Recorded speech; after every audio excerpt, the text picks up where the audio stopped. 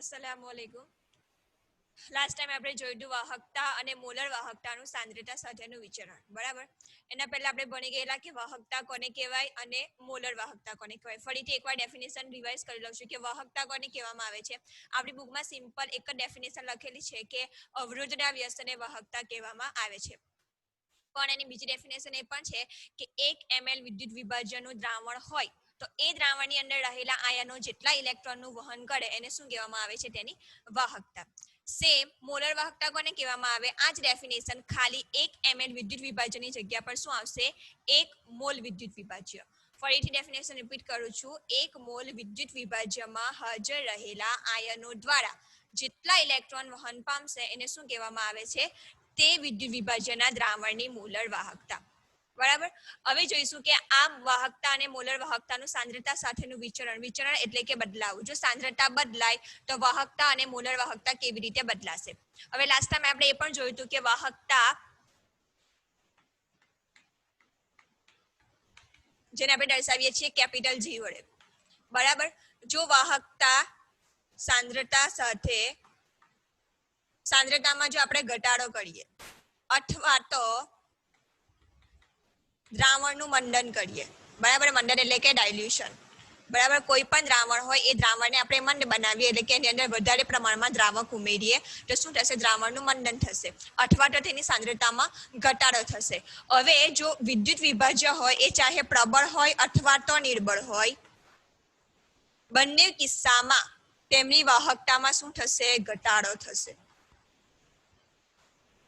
ફરીથી રિપીટ કરું છું, વિદ્યુત વિભાજ્ય ચાહે પ્રબળ હોય અથવા નિર્બળ હોય. પ્રબળ વિદ્યુત વિભાજ્ય જેનું આયનીકરણ સંપૂર્ણપણે થાય, નિર્બળ વિદ્યુત વિભાજ્ય જેનું આયનીકરણ સંપૂર્ણપણે ન થાય. બંને વિદ્યુત વિભાજ્ય હોય અને જો તેમની સાંદ્રતામાં ઘટાડો કરવામાં આવે અથવા તો તેનું ડાયલ્યુશન કરવામાં આવે એટલે કે તે દ્રાવણને મંદ કરવામાં આવે, બંને કિસ્સામાં વાહકતામાં હંમેશા ઘટાડો થશે, બરાબર. આનું રીઝન આપણે લાસ્ટ ટાઈમ જોઈ ગયેલા હતા. હવે રીઝન ફરીવાર રિપીટ નહીં કરું, એ તમારે જો હોય લાસ્ટ વિડીયોમાં જોઈ લેજો. હવે સીધું આપણે હમણાં શું પડીશું, પ્રબળ વિદ્યુત વિભાજ્યનું સાંદ્રતા સાથેનું વિચરણ. એટલે કે જો પ્રબળ વિદ્યુત વિભાજ્ય હોય અને તેની સાંદ્રતા બદલવામાં આવે તો તેની વાહકતા અને મોલર વાહકતા પર કેવી અસર થશે, બરાબર.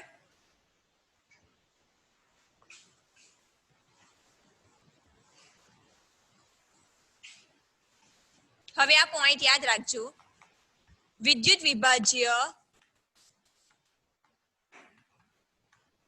ચાહે પ્રબળ હોય અથવા તો નિર્બળ હોય, વિદ્યુત વિભાજ્ય ચાહે પ્રબળ વિદ્યુત વિભાજ્ય હોય અથવા તો નિર્બળ વિદ્યુત વિભાજ્ય હોય, જો તેની સાંદ્રતા ઘટાડવામાં આવે અથવા તો તેનું મંડન કરવામાં આવે તો હંમેશા મોલર વાહકતા વધશે. વાહકતા વિશે તો હમણાં આપણે જોયું. મોલર વાહકતામાં શું થશે, હંમેશા વધારો થશે.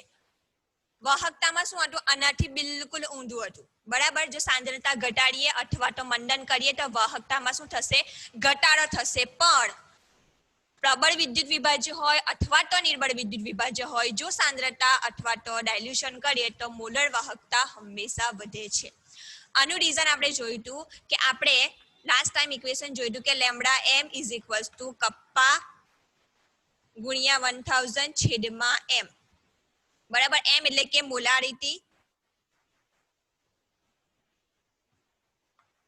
અને બીજું સૂત્ર જોયું લેમ્ડા E = કપ્પા ગુણ્યા 1000/N, n એટલે કે નોર્માલિટી, બરાબર. હવે નોર્માલિટી અને મોલારિટીનો ઉપયોગ હંમેશા આપણે સાંદ્રતા દર્શાવવા માટે કરીએ છીએ. એટલે અહીંયા સમજી લેવાનું કે મોલારિટીની વાત કરીએ તો કોની વાત કરીએ છીએ, સાંદ્રતાની વાત. નોર્માલિટીની વાત કરીએ છીએ તો પણ એ સમજી લેવાનું કે શાની વાત કરીએ છીએ, આપણે સાંદ્રતાની વાત કરીએ છીએ. હવે જુઓ, લેમ્ડા m એટલે મોલર વાહકતા અને મોલારિટી હમણાં જ કહી ગઈ કે સાંદ્રતાને દર્શાવવા માટે આપણે મોલારિટીનો યુઝ કરીએ છીએ. બંને કેવા પ્રમાણમાં છે, વ્યસ્ત પ્રમાણમાં છે.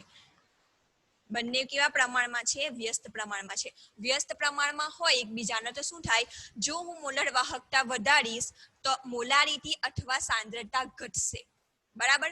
અથવા તો હું મોલારિટી અથવા તો સાંદ્રતા વધારીશ તો મોલર વાહકતામાં શું થશે, ઘટાડો થશે, બરાબર. બીજી વસ્તુ ધ્યાનમાં રાખો, લેમ્ડા m અને વાહકતા. વિશિષ્ટ વાહકતા બંને કેવા છે એકબીજાના સમપ્રમાણમાં છે બરાબર વ્યસ્ત પ્રમાણમાં હોય તો આપણે એકના છેદમાં આવી રીતે લખીએ છીએ સમપ્રમાણમાં હોય તો આવી રીતે સીધી રીતે લખીએ છીએ હવે આ બંને એકબીજાના સમપ્રમાણમાં છે એનો અર્થ શું થશે કે જો લેમ્બડા એમ વધશે તો કે પણ કપ્પા પણ વધશે અને જો લેમ્બડા એમ ઘટશે તો કપ્પા પણ ઘટશે હવે જો અહીંયા કેવી અસર ઉત્પન્ન થશે જો આ વધે તો આ પણ વધે બરાબર મોલર વાહકતા વધે તો કપ્પા પણ વધે અથવા તો મોલર વાહકતા ઘટે તો કપ્પા પણ ઘટે શા માટે સમપ્રમાણમાં છે એટલા માટે હવે એનાથી બિલકુલ ઊંધું અહીંયા થશે જો લેમ્બડા એમ એટલે મોલર વાહકતા વધશે તો મોલારિટી અથવા સાંદ્રતા ઘટશે અને જો મોલારિટી અથવા સાંદ્રતા ઘટશે તો મોલર વાહકતા વધશે હવે અહીંયા શું થાય છે બે બાજુ ખેંચાખેંચી થાય છે બરાબર કપ્પા શું કરે છે મોલારિટીને વધવા કે ઘટવા દે છે અને સાંદ્રતા અથવા તો મોલારિટી શું કરશે જો કપ્પા વધારશે મોલર વાહકતા તો મોલારિટી શું કરશે મોલર વાહકતાને ઘટવા દેશે બરાબર અથવા તો જો મોલારિટી અથવા સાંદ્રતા મોલર વાહકતાને વધારવા માટે ઉશ્કેરશે તો કપ્પા શું કરશે મોલર વાહકતાને ઘટાડવા માટે ઉશ્કેરશે બંને શું કરે છે એકબીજાનો વિરોધ કરે છે તો આ અસરને નાબૂદ કરવા માટે શું કરવાનું તો આ અસરને નાબૂદ કરવા માટે વૈજ્ઞાનિકોએ પ્રયોગ કર્યો કે મોલર વાહકતા છે કોની ઉપર આધાર રાખશે વધારે પ્રમાણમાં શું કપ્પા ઉપર આધાર રાખશે કે પછી મોલારિટી કે નોર્માલિટી ઉપર આધાર રાખશે તો એક્સપેરિમેન્ટથી પ્રાયોગિક રીતે પુરવાર થયેલું છે કે લેમ્બડા એમ એટલે કે મોલર વાહકતા એ મોલારિટી અને નોર્માલિટી ઉપર આધાર રાખે છે વધારે પ્રમાણમાં કપ્પા ઉપર પણ આધાર રાખે છે પરંતુ વધુ પ્રમાણમાં શાની ઉપર આધાર રાખે છે મોલારિટી અને નોર્માલિટી ઉપર એટલે હવે પછીના આપણે જે પણ ફેરફારો જોઈશું વિદ્યુત વિભાજ્યોના મોલર વાહકતા સાથેના સાંદ્રતા માટે તો એ ફેરફારો કોના આધારે જોઈશું મોલારિટી કે નોર્માલિટી એનો અર્થ કે સાંદ્રતા સાથે જોઈશું બરાબર હવે આપણે આગળ વધીએ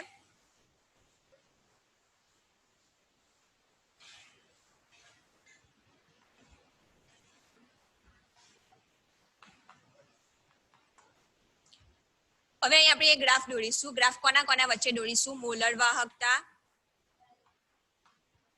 લેમ્બડા એમ વર્સિસ સાંદ્રતા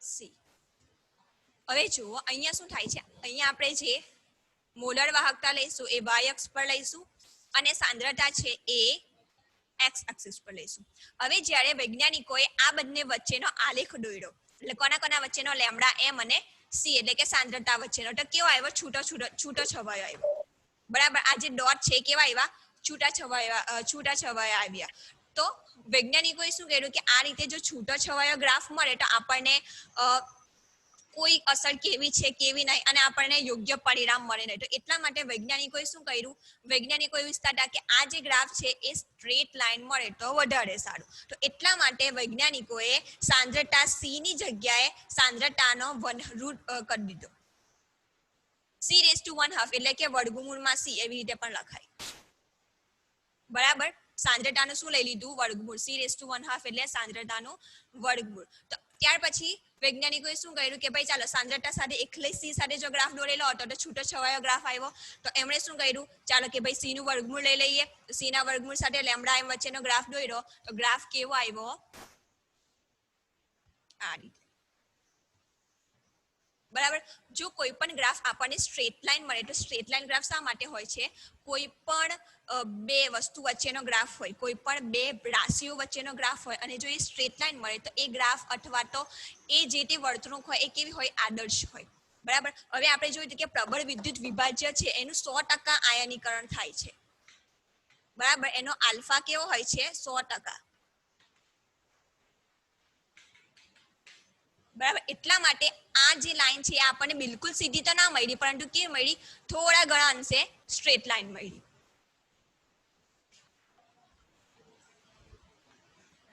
હવે ધ્યાન રાખજો આ જે ગ્રાફ છે આ રીતે આપણે આગળ જઈશું તો સાંદ્રતા વધશે બરાબર અહીંયા જોયું તો સાંદ્રતા ઓછી હતી આટલે જોયું તો સાંદ્રતા વધી અહીંયા સાંદ્રતા વધશે ક્યાં જઈશું તો જમણી બાજુ ખસીશું છો બરાબર હવે આપણે ક્યાં ખસવાનું છે ડાબી બાજુ ખસવાનું છે ડાબી બાજુ આપણે ખસીએ આ પોઈન્ટ પર સાંદ્રતા આટલી હતી અને આ પોઈન્ટ પર મોલર વાહકતા આટલી હતી, બરાબર. ત્યાર પછી આ પોઈન્ટની વાત કરીએ. આ પોઈન્ટ પર ડાબી તરફ જતા આ પોઈન્ટ પર સાંદ્રતામાં ઘટાડો થશે અને મોલર વાહકતામાં વધારો થશે, બરાબર. મોલર વાહકતા અત્યાર સુધી હતી, આપણે અહીંયા લખી દઈએ 5, 10, 15, 20, બરાબર. પહેલા 15 હતી, પછી શું થઈ ગઈ 20 થઈ ગઈ, બરાબર.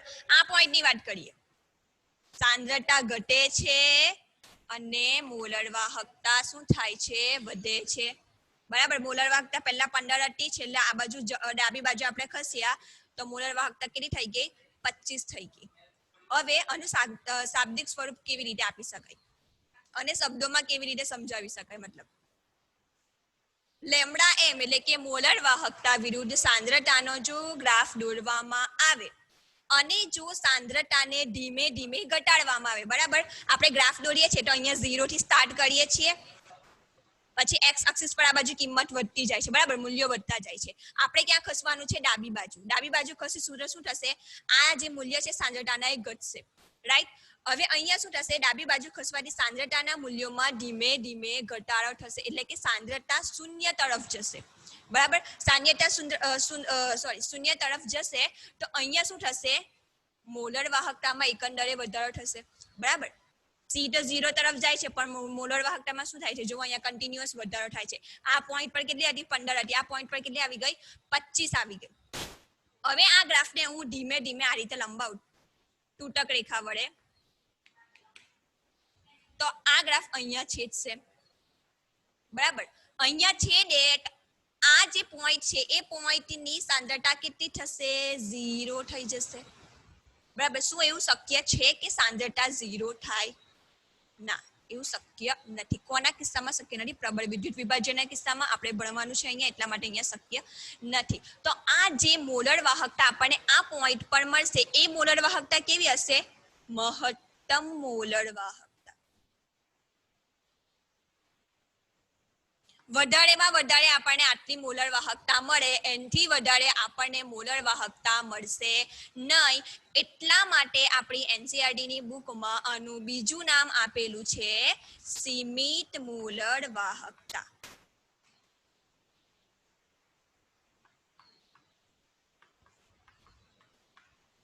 શું નામ આપેલું છે, સીમિત મોલર વાહકતા. સીમિત મતલબ કે મોલર વાહકતાનું મૂલ્ય અહીંયા સુધી સીમિત થઈ જાય છે. હવે આનાથી વધારે તમે મેળવી શકો નહીં. શા માટે મેળવી ના શકો, કારણ કે સાંદ્રતા 0 થઈ જાય છે. હવે તમે માઇનસ માટે જવાના નથી, બરાબર. એટલે સાંદ્રતા આ પોઈન્ટ પર 0 થઈ જવાને કારણે મોલર વાહકતાનું મહત્તમ મૂલ્ય આટલું મળે છે અને તેનું જ બીજું નામ શું છે, સીમિત મોલર વાહકતા, જેને આપણે શાના વડે દર્શાવીએ છીએ, લેમ્બડા m0, બરાબર. હવે જેમ જેમ આપણે જોઈએ કે સાંદ્રતાને આપણે ડાબી બાજુ ખસેડીએ, બરાબર. ગ્રાફમાં આપણે ડાબી બાજુ જઈએ તો સાંદ્રતા 0 થાય. સાંદ્રતા 0 કરવા માટે આપણે શું કરવું પડે, દ્રાવણને મંદ કરવું પડે, દ્રાવણને ડાયલ્યુટ કરવું પડે. તો એને શું કહેવામાં આવે છે, અનંત મંદન. અનંત મંદન એટલે એટલું બધું ડાયલ્યુશન કરવાનું કે સાંદ્રતા લગભગ 0 જેટલી થઈ જાય, બરાબર. હવે આનું ઇક્વેશન જોઈ લઈએ આપણે.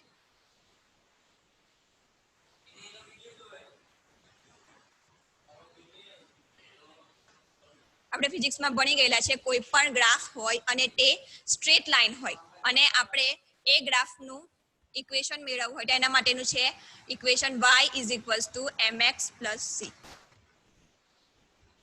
બરાબર. આ સમીકરણ પુરવાર થયેલું સમીકરણ છે. કોના માટે, જો ગ્રાફ સ્ટ્રેટ લાઇન હોય, સીધો મળતો હોય તો, બરાબર. હવે અહીંયા આપણે કિંમતો મૂકી દેવાની કે y, તો ભાઈ y અક્ષ પર આપણે શું લીધેલું છે કે લેમ્બડા m લીધેલો છે, તો અહીંયા લખી દેવાનું લેમ્બડા m, બરાબર. m = ઢળ, m બરાબર શું લેવાનો છે, ઢળ લેવાનો છે. એ આપણે પછી જોઈએ. x અક્ષ પર આપણે શું લીધેલું છે કે ભાઈ સાંદ્રતા, બરાબર. સાંદ્રતાનું વર્ગમૂળ, c⁻½ એટલે સાંદ્રતાનું વર્ગમૂળ. તો અહીંયા લખી દેવાનું c⁻½ વત્તાના વત્તા, c એટલે કે આંતરછેદ. આંતરછેદ કોને કહેવામાં આવે છે, જે ગ્રાફ છે એ ગ્રાફને આપણે પાછળની બાજુ જો લંબાવીએ તો એ y અક્ષ પર ક્યાં છેદે છે, જે જગ્યા પર છેદે એને શું કહેવામાં આવે છે, તેનો આંતરછેદ. હવે આપણે જોઈએ કે ગ્રાફને આપણે અહીંયા પાછળથી લંબાવ્યો અને એ y અક્ષ પર આ પોઈન્ટ પર છેદે છે બરાબર અને જે પોઈન્ટ પર છેદે છે એને આપણે શું કીધું સીમિત મોલર વાહકતા જેને આપણે શાના વડે દર્શાવેલી λm0 તો અહીંયા શું આવશે λm0 ચાલો ઢળ હવે ઢળ માટે અહીંયા શું લેવાનું છે કે આપણો જે ગ્રાફ મળે છે એનો ઢળ પોઝિટિવ છે કે નેગેટિવ છે બરાબર એ આપણે જોવાનું છે હવે હંમેશા યાદ રાખજો સ્ટ્રેટ લાઈન ગ્રાફ હોય એ બે પ્રકારના હોય એક આ રીતનો ગ્રાફ હોય અને બીજો ગ્રાફ આ રીતનો હોય બરાબર જો આ રીતનો ગ્રાફ હોય તો એનો ઢળ હંમેશા ઋણ હોય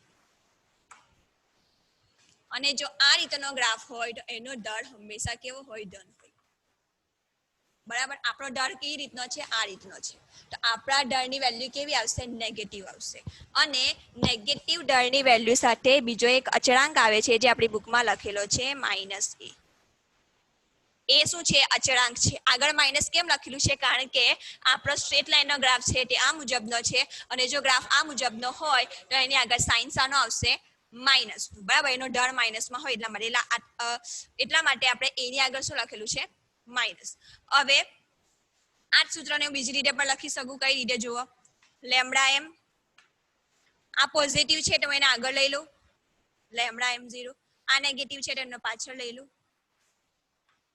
બરાબર આ ઇક્વેશન તમારી બુકમાં છે કેવી રીતે આવ્યું એ આપણે અહીંયા સમજી લીધું તમારી બુકમાં ડાયરેક્ટ ખાલી આ ઇક્વેશન આપી દીધેલું છે પણ આ ઇક્વેશન આ રીતે ડિરાઈવ કરી શકાય આટલે સુધી સમજ પડી ગઈ બધાને આ છે પ્રબળ વિદ્યુત વિભાજ્ય માટે સાંદ્રતા સાથેનું વિચરણ એટલે કે પ્રબળ વિદ્યુત વિભાજ્યની સાંદ્રતામાં જો ઘટાડો કરવામાં આવે તો હંમેશા તેની મોલર વાહકતામાં ઘટાડો થાય છે આપણે જોઈ લીધું કે જો સાંદ્રતા ઘટે છે પણ મોલર વાહકતા શું થાય છે વધે છે ગ્રાફની રીતે પુરવાર થઈ ગયું ઇઝ ઇટ ક્લિયર બરાબર સાંદ્રતા ઘટાડો 0 તરફ લઈ જાઓ પણ હંમેશા મોલર વાહકતામાં શું થાય છે વધારો જ થાય છે બરાબર એ આપણે નિયમ હતો જેને શું કરી લીધું આપણે પુરવાર કરી લીધો કોની મદદથી ગ્રાફની મદદથી અને એનું આપણે શું મેળવી લીધું ઇક્વેશન મેળવી લીધું હવે આપણે જોવાનું છે પ્રબળ વિદ્યુત વિભાજ્ય માટેનું જોયું હવે આપણે જોવાનું છે નિર્બળ વિદ્યુત વિભાજ્ય માટે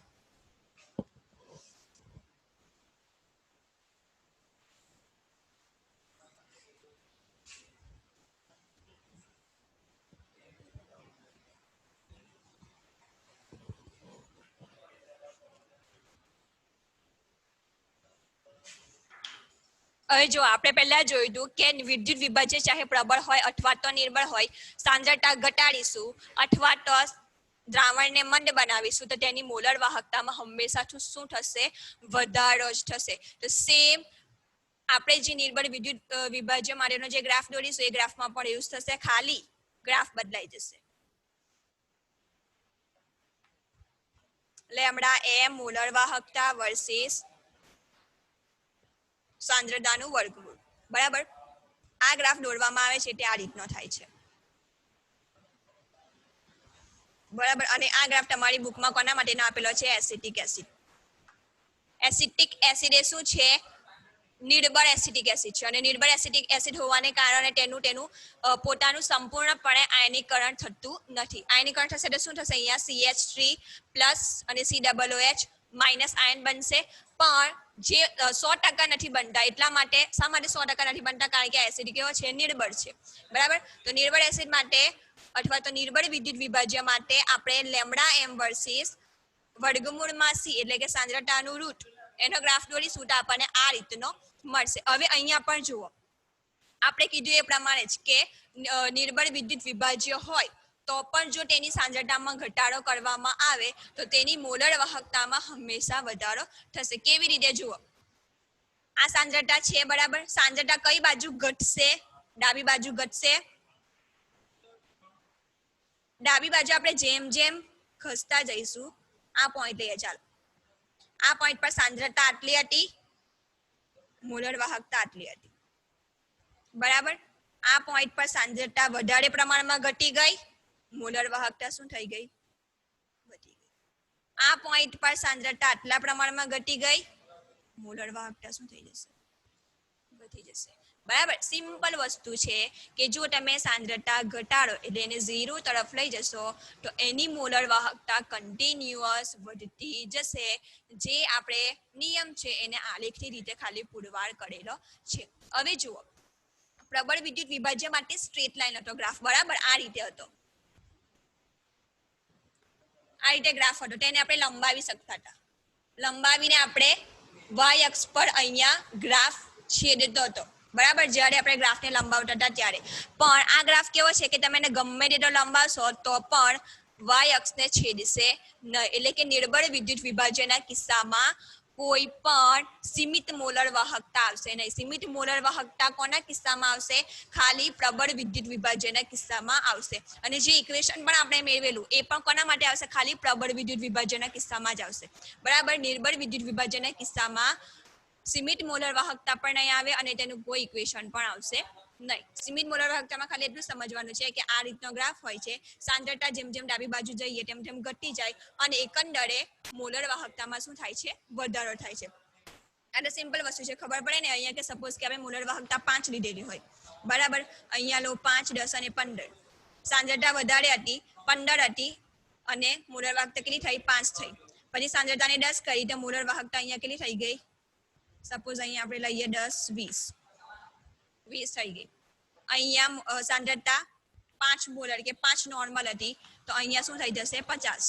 એટલે સાંદ્રતા ઘટે છે તેમ મોલર વાહકતામાં શું થાય છે? એકંદરે વધારો થાય છે. આ સિમ્પલ વસ્તુ છે, બરાબર. હવે એક વસ્તુ યાદ રાખજો, આપણે પ્રબળ વિદ્યુત વિભાજ્ય માટે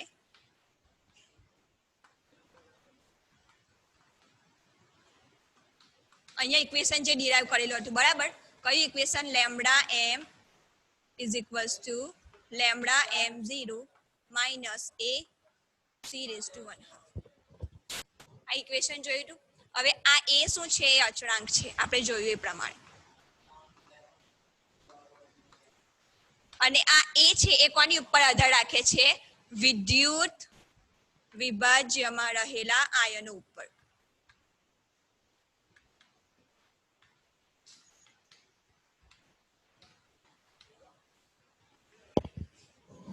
ચાલો, આ સૂત્રમાં એ શું છે કે ભાઈ અચળાંક છે. અચળાંક છે એ કોની ઉપર આધાર રાખે છે?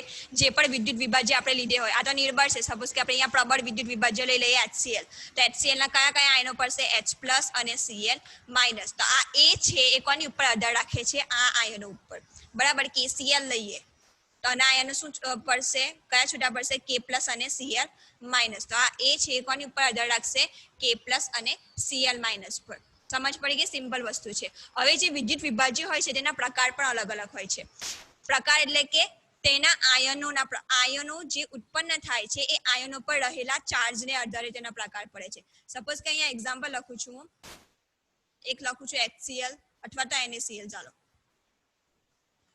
NaCl, બીજું લખું છું CaCl2, જે તમારી બુકમાં આપેલું છે, તમને ઇઝીલી સમજ પડી જાય એટલા માટે.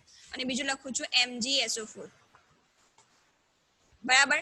NaCl સોડિયમ ક્લોરાઇડ, CaCl2 એટલે કે કેલ્શિયમ ક્લોરાઇડ અને MgSO4 એટલે કે મેગ્નેશિયમ સલ્ફેટ, બરાબર. ચાલો, NaCl માં Na ઉપર કેટલો ચાર્જ આવશે? +1 અને Cl ઉપર કેટલો ચાર્જ આવશે? -1, બરાબર. આપણને ખબર છે કે સોડિયમની બાહ્યતમ ઇલેક્ટ્રોન રચના આપણે લખીએ તો બાહ્યતમ ઇલેક્ટ્રોન રચનામાં માત્ર એક જ ઇલેક્ટ્રોન હોય, જે સોડિયમ શું કરે છે? ઇઝીલી ગુમાવી દે છે. અને એ ઇલેક્ટ્રોન ઇઝીલી ગુમાવી દેવાને કારણે સોડિયમ પર કેટલો ચાર્જ આવે છે? +1.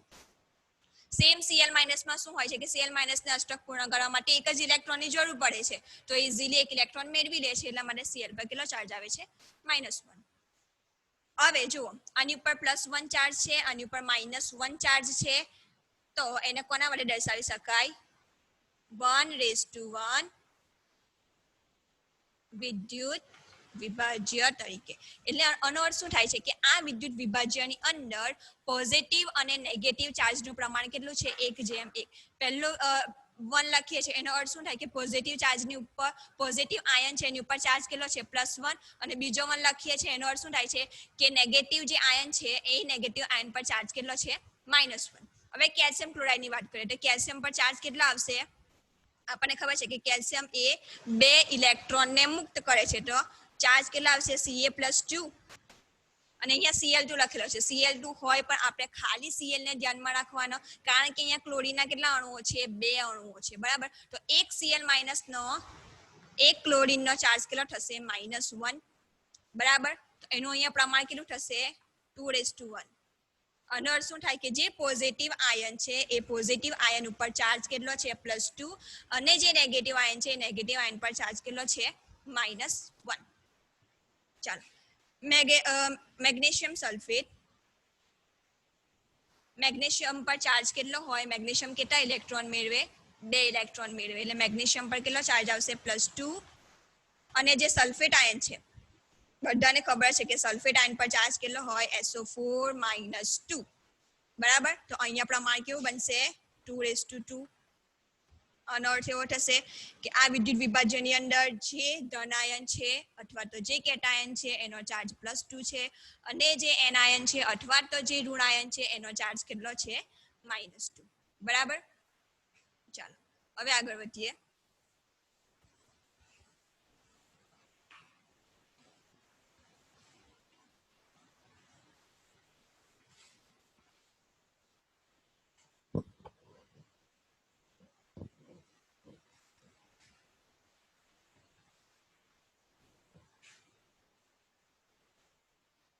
હવે ધ્યાન આપજો, અહીંયાથી સૌથી ઇમ્પોર્ટન્ટ ટોપિક અને તમારા 12થમાં જે મોસ્ટ ઇમ્પોર્ટન્ટ ક્વેશ્ચન છે સ્ટાર્ટ થાય છે. આપણે જોઈ લીધું કે પ્રબળ અને નિર્બળ વિદ્યુત વિભાજ્ય હોય તો સાંદ્રતા સાથે કેવી રીતે બદલાય અને એ ગ્રાફની મદદથી પુરવાર પણ કરી લીધું, તેનું ઇક્વેશન પણ જોઈ લીધું. હવે આપણે જોવાનું છે કે જે નિર્બળ એસિટિક એસિડ જોયું આપણે, નિર્બળ એસિટિક એસિડ એ કોનું એક્ઝામ્પલ હતું નિર્બળ વિદ્યુત વિભાજ્યનું. બરાબર. નિર્બળ વિદ્યુત વિભાજ્ય માટે આપણે આ રીતનો ગ્રાફ પાડેલો હતો અને આપણને ખબર છે કે તેનો આલ્ફા એટલે કે આયનીકરણ અંશ કેવો હોય છે ખૂબ જ ઓછો હોય છે. તો આવા જે વિદ્યુત વિભાજ્યો હોય છે એમના કિસ્સાની અંદર તેમની એકંદરે મોલર વાહકતા કેવી રીતે કેલ્ક્યુલેટ કરવાની. બરાબર.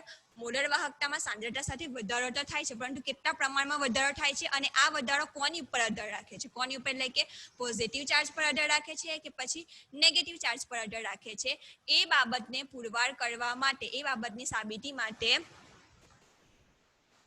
કોલરાસ નામનો જે વૈજ્ઞાનિક હતો એને પોતાનો એક નિયમ આપ્યો જેને કહેવાય છે કોલરાસનો નિયમ અથવા તો અનુપ્રયોગ. બરાબર. કોલરાસે શું કર્યું કે ઘણા બધા વિદ્યુત વિભાજ્યો લીધા અલગ અલગ અલગ અલગ પ્રકારના પ્રબળ અને નિર્બળ પર. સપોઝ કે HCl છે, KCl છે, NaCl છે, CaCl2 છે, NaOH છે. બરાબર. એ બધા જ વિદ્યુત વિભાજ્યો છે. તો ઘણા બધા વિદ્યુત વિભાજ્યો લીધા અને તેમની મોલર વાહકતા જોઈ. હવે એ મોલર વાહકતા તેને જ્યારે જોઈ ત્યારે તેને એક વસ્તુ ખબર પડી કે સપોઝ કે હું KCl લઉં છું અને NaCl લઉં છું, આ બંનેમાં કોમન આયન કયો છે Cl. બરાબર. પોઝિટિવ આયન અલગ અલગ છે, કે અલગ છે અને Na અલગ છે. બંને પોઝિટિવ આયનો કેવા છે અલગ અલગ, પરંતુ Cl અને KCl માનો Cl અને NaCl માનો Cl બરાબર બંને કેવા છે સેમ નેગેટિવ આયનો છે. તો આવા જે વિદ્યુત વિભાજ્યો છે તેમની મોલર વાહકતા એકંદરે કેવી આવી સમાન આવી. બરાબર. બીજું જોઈએ આપણે NaOH અને BaOH ટ્વાઇસ બેરિયમ હાઇડ્રોક્સાઇડ. બંને કેવા છે બેઝ છે. NaOH પણ બેઝ છે અને બેરિયમ હાઇડ્રોક્સાઇડ પણ શું છે બેઝ છે. અને કેવા બેઝ છે પ્રબળ બેઝ છે. પ્રબળ બેઝ એટલે જેવું તમે એને પાણીમાં નાખશો તરત જ એનું આયનીકરણ થઈ જશે અને આયનમાં છૂટા પડી જશે. બરાબર. તો આ બંને બેઝ છે એની અંદર પણ નેગેટિવ આયન કોમન છે. જો OH માઇનસ આયન અને એની અંદર પણ OH માઇનસ આયન, બંને ખાલી પોઝિટિવ આયનો કેવા છે જુદા જુદા છે. તો આ બંને જે બેઝ છે અથવા તો બંને પ્રબળ વિદ્યુત વિભાજ્ય છે તેમની મોલર વાહકતાનું તેને માપન કર્યું. તેને શું જણાવ્યું કે આ બંનેની મોલર વાહકતા પણ એકંદરે કેવી છે સરખી છે. તો તેને જોયું કે આવું શા માટે થાય છે અથવા તો જો મારે કોઈ પણ પ્રબળ વિદ્યુત વિભાજ્ય હોય અથવા તો કોઈ પણ બે વિદ્યુત વિભાજ્ય હોય કે જેની અંદર પોઝિટિવ આયન સેમ હોય અથવા તો નેગેટિવ આયન સેમ હોય તો તેમની જે મોલર વાહકતા છે એનું માપન મારે કઈ રીતે કરવાનું. તો એના માટે એને એક સિમ્પલ ફોર્મ્યુલા આપ્યો જે છે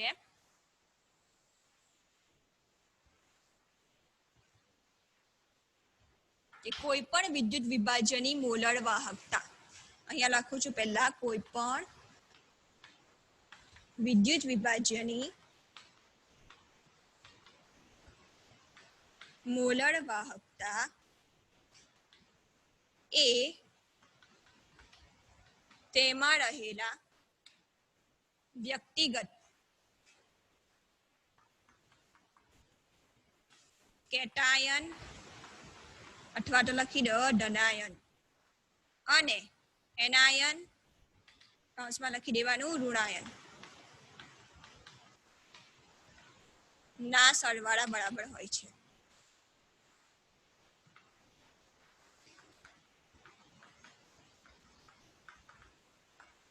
ચાલો આ નિયમ છે એનું ફોર્મ્યુલા લખીએ આપણે. કોઈ પણ વિદ્યુત વિભાજ્યની મોલર વાહકતાને આપણે શામાં દર્શાવીએ છીએ લેમ્બડા એમ. બરાબર. કોઈ પણ વિદ્યુત વિભાજ્યની મોલર વાહકતા તેમાં રહેલા વ્યક્તિગત કેટાયન, સપોઝ કે એક્ઝામ્પલ લઈ લો વિદ્યુત વિભાજ્ય તરીકે NaCl. બરાબર. આ NaCl છે. NaCl ની શું જોવાની છે આપણે મોલર વાહકતા NaCl ની શોધવાની છે. તો તેમાં રહેલા કેટાયન અને એનાયન કયા થશે અથવા તો ધનાયન અને ઋણાયન કયા થશે તો છૂટા પાડી દો Na+ અને Cl-. બરાબર. આ કેટાયન થઈ ગયો, આયનાયન થઈ ગયો અથવા તો ધનાયન થઈ ગયો અને ઋણાયન થઈ ગયો. બરાબર. વ્યક્તિગત એટલે કે Na+ ની પોતાની મોલર વાહકતા અને Cl- ની પોતાની મોલર વાહકતા. વ્યક્તિગત એટલે કે પોતાની. તો આ બંનેની મોલર વાહકતાના સરવાળા બરાબર હોય છે.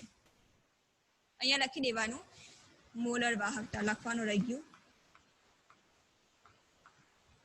બરાબર. ચાલો Na+ ની મોલર વાહકતા આપણે લખવી હોય તો શાના વડે લખાય લેમ્બડા એમ 0 Na+.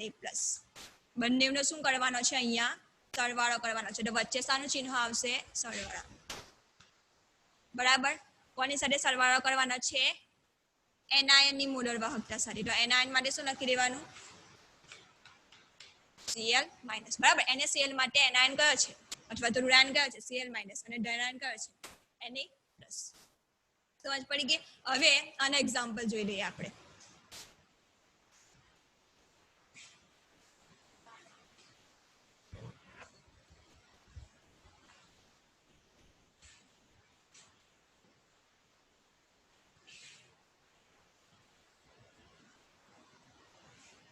ચાલો એક્ઝામ્પલ NaCl આપણે જોઈ લીધું. હવે આપણે જોઈશું BaOH. બરાબર. આ શું છે પ્રબળ બેઝ છે અને પ્રબળ વિદ્યુત વિભાજ્ય છે. આના માટે આપણે કોલરાસના નિયમ પ્રમાણે મોલર વાહકતા કેવી રીતે દર્શાવીશું લેમ્બડા એમ લેમ્બડા એમ 0 Ba+ થશે. આ બંનેને છૂટા પાડીશું તો Ba+2. બરાબર. તો અહીંયા શું આવશે Ba+2. હવે જુઓ અહીંયા OH- આયન કેટલા છે 2 છે. બરાબર. આ OH- ને ફરતે OH- આયન ના ફરતે શું છે આખો કૌંસ છે. કૌંસની બહાર કેટલા લખેલા છે 2 લખેલા છે. એનો અર્થ શું થશે કે જ્યારે તેનું આયનીકરણ થશે તો BaOH ના 1 મોલમાંથી કેટલા OH- આયન છૂટા પડશે 2 OH- આયન છૂટા પડશે. બરાબર. તો અહીંયા આગળ પહેલા લખવાનું 2 પછી લખવાનું લેમ્બડા એમ 0 OH- બરાબર. જેટલા આયન છૂટા પડતા હોય આગળ એટલા વડે એને ગુણી નાખવાના. થર્ડ એક્ઝામ્પલ લઈએ આપણે Al2SO4 twice. ચાલો આના માટે કેવી રીતે લખાશે લેમ્બડા એમ પછી લેમ્બડા એમ 0. ચાલો આનું આયનીકરણ થશે એટલે શું છૂટું પડશે એલ્યુમિનિયમના કેટલા પરમાણુ છૂટા પડશે 2 પરમાણુ અથવા તો 2 આયનો છૂટા પડશે. બરાબર. તો અહીંયા શું લખાશે 2Al+3. બરાબર. હવે અહીંયા 2 આયનો આવી ગયા એટલે આપણે અહીંયા આગળ પહેલા શું લખવું પડશે 2 લખવા પડશે. 2 વડે એને ગુણવા પડશે. પછી અહીંયા શું લખવાનું Al+3 પ્લસ ઋણાયન આપણો કયો છે અથવા તો કેટાયન કયો છે SO4. બરાબર. સલ્ફેટ આયન છે. સલ્ફેટ આયન ટોટલ કેટલા છે 2 છે જો કૌંસની બહાર. તો અહીંયા શું લખાશે +2SO4 -2. બરાબર. SO4 -2 સલ્ફેટ આયન કેટલા છૂટા પડશે 2.